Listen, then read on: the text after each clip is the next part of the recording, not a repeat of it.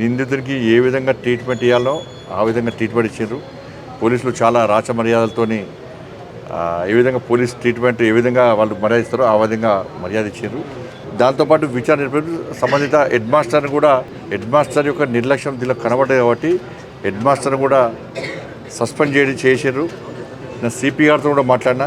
దీనిలో ఏం చేస్తారు, ఒకవేళ హెడ్ మాస్టర్ కానీ సిబ్బంది కానీ విషయం తెలిసినా నిర్లక్ష్యంగా ఉన్నట్టు నివేదిక వచ్చిన తర్వాత వాళ్ళ మీద కూడా అవసరమైతే లీగల్ ఉపయోగించుకొని ఫోక్సో కేసు వాళ్ళ మీద కూడా పెడతాము.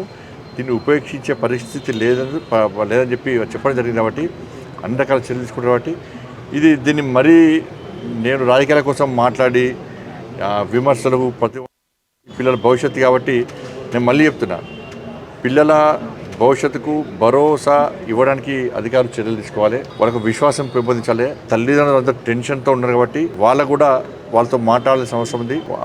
అధికారులతో కూడా చెప్పి నేను పిల్లల పేరెంట్స్కు ధైర్యం ఇవ్వాలి, పిల్లలకు ధైర్యం ఇవ్వాలి, వాళ్ళకు ఒక భరోసా కల్పించాలి. జరిగిన విషయాన్ని పూర్తిగా వాళ్ళు వివరించి వాళ్ళని కాపాడుతాము అన్నటువంటి ఒక విశ్వాసం కల్పించాల్సిన అవసరం ఉంది. కాబట్టి కలెక్టర్ గారు సిపి గారు కూడా 2 days లోపల తప్పకుండా పేరెంట్స్ అందరితో మాట్లాడి మేము వాళ్ళకు భరోసా కల్పించే ప్రయత్నం చేస్తామని చెప్పి వాళ్ళు స్వతగా ఒక కార్యక్రమాన్ని తీసుకుంటున్నారు వాళ్ళు.